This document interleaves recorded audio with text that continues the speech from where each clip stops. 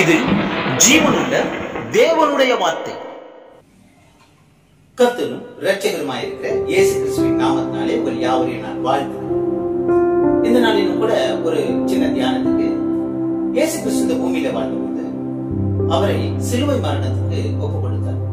அவரை அடித்து அவமானப்படுத்தி சிலுவையில கொலையும் செய்தார்.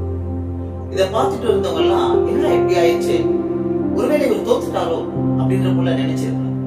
ஆனால் அவரோ 3வது நாள் உயிரோடு கூட எழுந்து வெற்றி சிறந்தவராக இருந்தார்.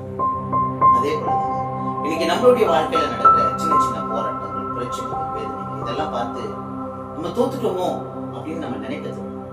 நடக்கிறதெல்லாம் பார்த்தா நமக்கு பயமா இருக்கும். ஆனா பயப்படாதீங்க.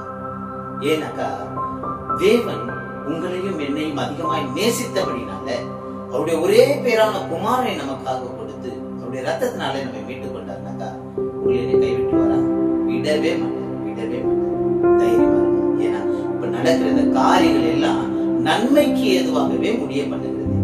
நம்ம ஒண்ணுதாங்க செய்யணும். சொல்லியிருக்காரு, நான் உன்னை விசாரிக்கிறவரா, உங்களுடைய கவலைகளை எல்லாம் என்னிடத்துல நீங்க வச்சு, அவ்வளவுதான். வேற என்ன? நம்முடைய காரியங்களை தேவ சமூகத்துல ஜெபத்தின் மூலமாய் அவருக்கு தெரியப்படுத்தினா அவர் பார்த்துக்குவார். நீங்க எதுக்கும் கவலைப்படாதீங்க. அப்ப இந்த நடக்கிற பிரச்சனை எல்லாம் நன்மைக்கு தான், ஜெயத்துக்கு தான். அவர் நம்மை நேசிக்கிறபடினால அவர் நம்மை கைவிடவே மாட்டார். அவர் நம்மை வெற்றி சிறக்க செய்வார். நடக்கிற இந்த காரியங்கள் எல்லாம் நன்மைக்கு. ஒன்றுக்கும் கவலைப்படாதீங்க.